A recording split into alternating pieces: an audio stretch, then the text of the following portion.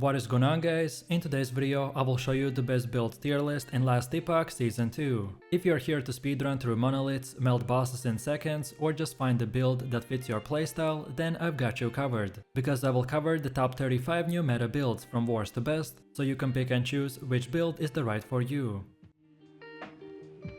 So moving over to the first category, which is the D tier, and here I will place the Abomination necromancer build. This build emphasizes minion health and damage to maximize the Abomination's effectiveness. Your key skills will include the Assembly Abomination, the Dread Shade, and Infernal Shade, which will enhance the Abomination's damage output. And to ensure its survival, it's crucial to manage its health through the minion leech and avoid high personal DPS that could potentially harm it. Overall, this build excels in the endgame content, offering a unique playstyle that is centered around a single formidable minion.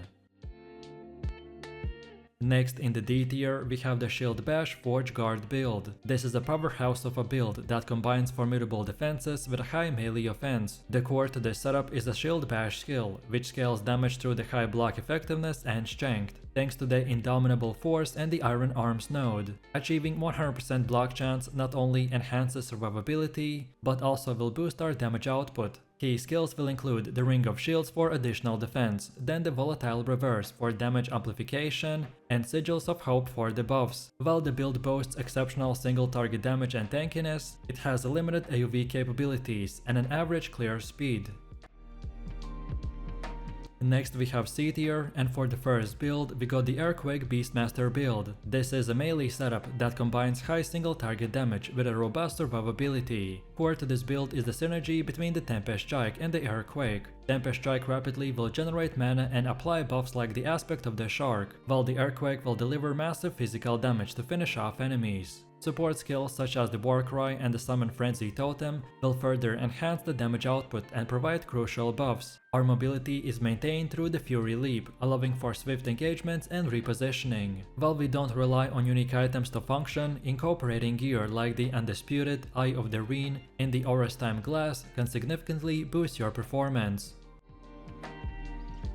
Next in the C tier, we got the Squirrel Beastmaster build. This setup will transform your summon wolves into a swarm of the agile squirrels by using the unique helmet, the Herald of the Suri. These crit-focused minions, enchanted by the Scourging Rage, will deliver rapid attacks with a high critical strike chance. Our core skills like the Swipe will trigger companion abilities, while the Summon Frenzy, Totem and Warcry will provide buffs and survivability. With an excellent clear speed and strong single target damage, this build will excel in the endgame content. However, it relies heavily on the Herald of the Suri, which makes it a gear dependent. Overall, this is ideal for players who enjoy commanding a fast-paced, minion-centric build.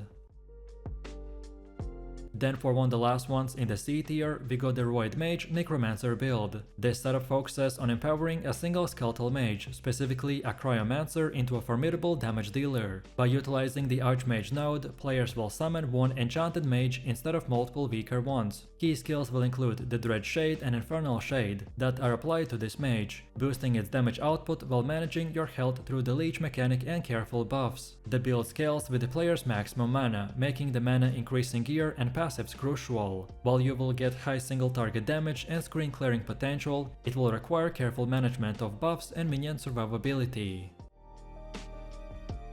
Next in the C tier, we have the Multistrike build, which is a powerful melee setup, particularly when utilized by the Forge Guard mastery. Central to this build is the Multistrike skill, which delivers consecutive attacks that can summon Phantom Axes that significantly amplify your damage output. The build excels in single target scenarios, which makes it ideal for boss encounters. Key support skills include the Ring of Shields for enchanted defense, then Healing Hands for sustain, and Symbols of the Hope for additional buffs. While the build boasts exceptional tankiness and damage ramp up, it may feel slower due to deliberate attack animations and has limited AoV capabilities. And finally, for the last C tier build, we got the Forge Weapons, the Forge Guard. This is a powerful minion-focused setup that is based around the Forged Strike skill, which summons the forged weaponized minions that scale with your weapon stats. Enchanting these minions with the Void Cleave will send them to the overdrive, which significantly boosts their damage output. Mobility is maintained through the volatile reversal, allowing you to reposition swiftly while bringing your minions along. Defensively, the build leverages skills like the Ring of Shields and passives that enchant armor and block effectiveness, ensuring that your survivability in the endgame is very high. Then for the next category, we got the B tier, and for our first build, we got the Judgement Paladin, which is a powerful sentinel setup that excels in both survivability and damage output. Core to this build is the Judgement skill, which creates a consecrated aura, which is a damage over time effect that burns enemies while healing the paladin and allies within the radius. This mechanic is similar to the Righteous Fire playstyle from the Path of Exile that offers a unique and engaging experience for new players.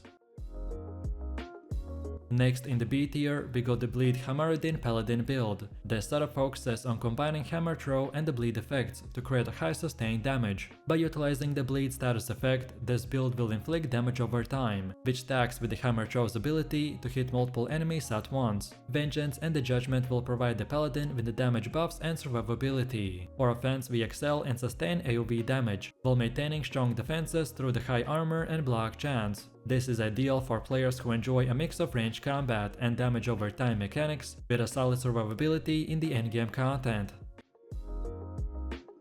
Next in the B tier, we got the Rive Void Knight build. This is a powerful melee setup that combines high single target damage with a strong survivability. Core to this build is the Rive skill, which is converted to the void damage through the Temporal Warrior node. Equipping a two-handed weapon like the Folk Lever will double its damage stats, which significantly boosts our output. The Flame Drinker's Blade will add void penetration and grant a stacking buff from the Scrap's metal, further enchanting its damage even more. Defensively, this build leverages high armor and block chance, ensuring resilience in endgame content. While it doesn't rely on specific unique items to function, incorporating gear that boosts void damage and critical strike chance can further optimize your performance even more.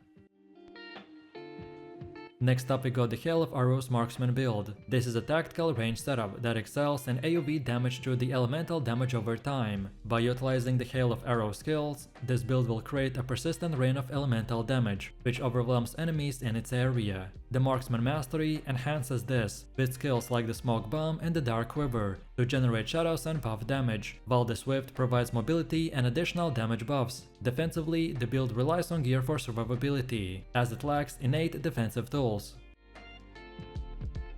Next in the B tier, we got the Fireball Sorcerer build. This is another ranged spellcasting setup that excels in high AoE damage and mobility. The main thing to this build is the Fireball skill, which enchanted with the nodes like the Embers, Seeker's Ash and Piercing Heat will create a seeking piercing projectile that shreds enemies' fire resistance. Supporting skills include Meteor for additional burst damage, Flame Ward for defensive layering, and Teleport for mobility and buffing.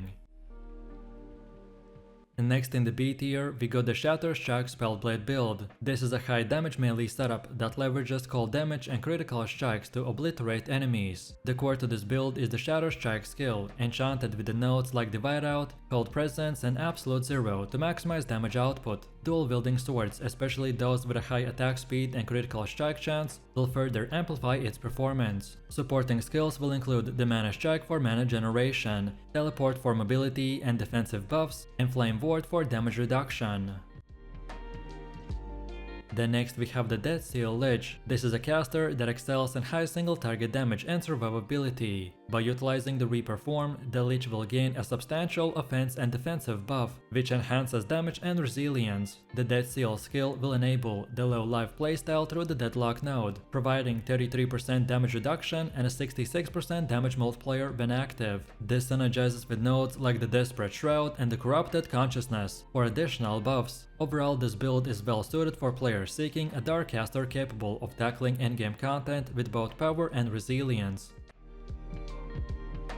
Then for one of the last ones we got the Wraith necromancer build. This is a powerful summoner setup that focuses on creating a formidable army of the ranged flame wraiths by utilizing the summon wrath and equipping 2 adorned immortal dolls with a chance to summon a flame wrath. All of this will make your wraths become fire based and ranged, which will significantly enhance their damage output. Supporting skills like the Dread Shade will boost the minion damage, while Drain Life will provide mana sustain and buffs through the nodes like the Catacomb and the Necrotic Feast.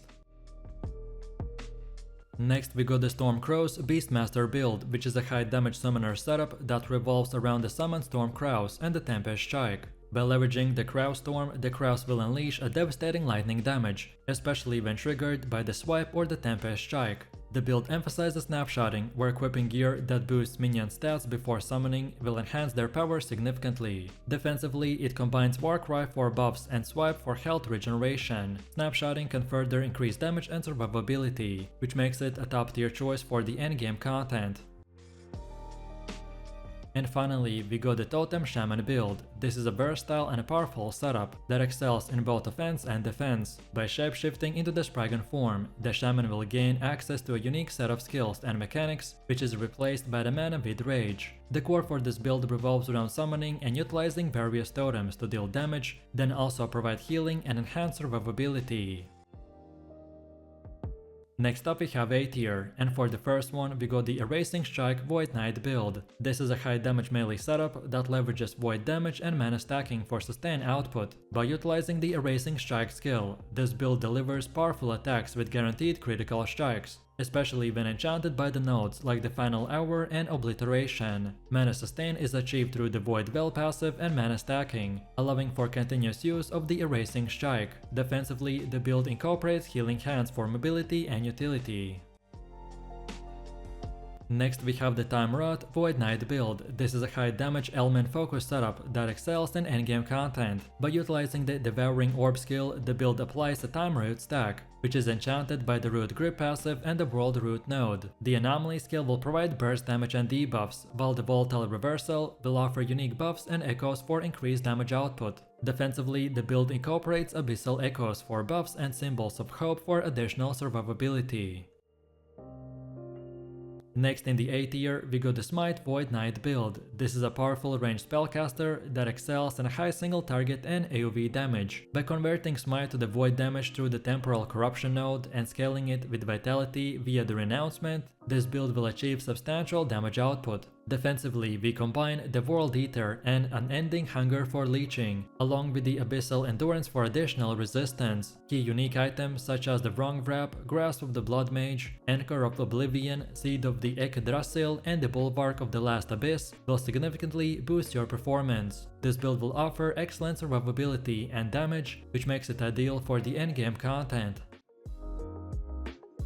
Next we got the Javelin Paladin build, which is a versatile range setup that excels in both single target and AoE damage. By utilizing the Javelin skill, this build unleashes a barrage of projectiles, applying various elements to the enemies. The Holy Trail talent will convert the Javelin's damage to fire and lightning, which creates trails that deal damage over time and heal allies. Defensively, the build incorporates Holy Aura for buffs and Symbols of Hope for additional support. Next to him we also got the Lethal Mirage Bladedancer build. This is a high damage melee setup that leverages the Lethal Mirage skill to unleash devastating attacks. Each cast creates multiple mirages that deal significant damage and apply Shadow Dagger stacks to the enemies. Keynotes like the Unending Mirage, Umbral Expanse, and the Shadow Eater will enhance the mirage generation and damage output. Defensively, the build has the Gloom and Doom and Pact of the Desert for the shadow creation and buffs. The Black Blade of Chaos unique item is also essential for maximizing its damage and synergy. Next in the A tier, we got the Hydrahedron runemaster build. This is a ranged spellcaster setup that excels in both single target and AoE damage. By utilizing the Runic Evocation skill, this build conjures a Hydrahedron, which is a powerful fire turret that deals significant damage over time. The box of the Hydra unique item will enhance the Hydrahedron damage, while Flame Rush will provide mobility and buffs. Defensively, the build incorporates Flame Ward for damage reduction and Frost Wall for additional protection. Next in the A tier, we got the Heartseeker marksman build, which is a high damage range setup that excels in both single target and AoE damage. By utilizing the Heartseeker skill, this build delivers powerful attacks with guaranteed critical strikes, especially when enchanted by the nodes like the Final Hour and Obliteration. Mana sustain is achieved through the Void Well passive and mana stacking, allowing for continuous use of the Heartseeker. Defensively, the build incorporates healing items for mobility and utility. Key unique items such as the World Splitter, Siphon of Anguish and the Anchor of Oblivion will significantly boost your performance.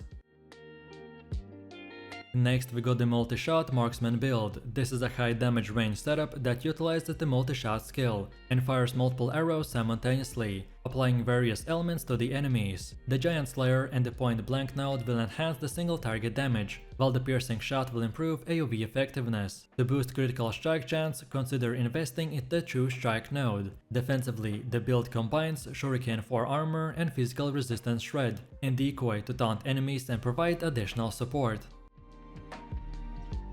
Next in the A tier, we got the Bleed Falconer build, which is a dynamic ranged minion setup that leverages the Falcon Companion to apply multiple strong bleed stacks to the enemies, which deal physical damage over time and effectively clear content. This agile build offers excellent survivability through various defensive layers and performs well in the endgame scenarios. Then for one of the last A tier builds, we got the Dive Bomb Falconer, which is a high damage agile minion setup that excels in both single target and AoE damage. By utilizing the Dive Bomb skill, this build calls down a powerful falcon to strike enemies and deal very high damage. The Falcon Strike skill will enhance the falcon's damage output, while the Explosive Chap will buff the falcon's damage dramatically. Defensively, the build combines Smoke Bomb to generate shadows for additional burst damage, and Shift for mobility and shadow generation. Next up we got the Frostbite Frostclaw Sorcerer build, which is a powerful cold-based caster that excels in applying frostbite and cold damage over time effects. Utilizing the Frostclaw skill, this build releases multiple projectiles that converge on target, dealing significant cold damage. The Elemental Nova skill is triggered by the Celestial Conflicts, also enchanted by the AoE damage. Defensively, the build gets Flame Ward for damage reduction and Frost Wall for crowd control and additional damage scaling. And for the last A tier, we got the Glacier Sorcerer build. This is a high damage AoE caster that excels in clearing large groups of enemies and deals substantial single target damage. Utilizing the Glacier skill, this build creates massive cold explosions that hit the same target multiple times, especially when positioned correctly. Keynotes like the Greater Destruction, Mordred's Bane and Greater Chilling will enhance the skill's damage output even more. And defensively, this build uses the Flame Ward for damage reduction and Arcane Ascension for additional buffs. And now finally we've come to the S tier, and for the first build we got the Umbral Blades Falconer. This is a dynamic and agile range setup that excels in both single target and AoE damage. By utilizing the Umbral Blade skill, this build will summon daggers that explode into cold damage, applying the Shadow Daggers debuff to the enemies. Key skills include Aerial Assault for mobility and damage, then Dive Bomb for shrouded strikes, and Smoke Bomb to generate shadows and provide defensive buffs. Next we also got the Ballista Falconer build. This is a ranged minion setup that excels in the Ballista skill, which summons stationary turrets that fire powerful bolts at the enemies. The Aerial Assault skill will buff the Ballista damage and attack speed, while the Smoke Bomb provides defensive utility and shadow generation. Defensively, the build uses Decoy to draw enemy aggro and the Falcon Strikes to enhance the Falcon's damage output even further. Next in the S tier, we got the Tornado Shaman build, which is a AoE caster that excels in clearing large groups of enemies and dealing substantial single target damage. By utilizing the Tornado skill, this build will summon multiple tornadoes that jack and damage enemies over time. Key nodes include the Charge Storm, Gift of the Skies, and Elder Branch, which enhances the skill's damage output and tracking capabilities. Defensively, we will use the Fist of Stone for additional endurance and Protective Circle for increased resistance. Next up we got the Warpath Void Knight build, which is a powerful melee setup that utilizes the Warpath skill, which continuously will spin to deal significant damage to nearby enemies. Key nodes include Warrior's Fury to enhance the skill's damage and AoE, while Cyclone of War increases critical strike chance. Defensively, the build uses Abyssal Echoes for buffs and Anomaly for powerful debuffs. Then for one of the last ones, we got the Nova Hammerdin Paladin. This is a ranged AoE powerhouse that effortlessly clears screens of enemies in seconds. By combining the Endless technique with the Avatar of Despair, the Hammer Chow skill will transform into a Nova, which launches multiple hammers in all directions. This build excels in both single target and AoE damage, by offering excellent survivability and speed farming potential. And then for the last and final S-tier build, we got the Torment Warlock build. This is a necrotic based caster that excels in both single target and AoE damage. By utilizing the Codic Fissure skill, this build opens a fissure in the ground that releases seeking torment spirits that inflict torment effects. Keynotes like the Grim Tide enhances the skill's damage output, while the Hex Flurry increases the frequency of the profane orbs. Defensively, we will utilize the Bone Claimer Barbute to gain ward per second by stacking the necrotic resistance. And while not entirely reliant on specific uniques, items like the Marinus Lost Soul, Perils of the Swine and the Twisted Heart of the Okeros can significantly enhance your performance.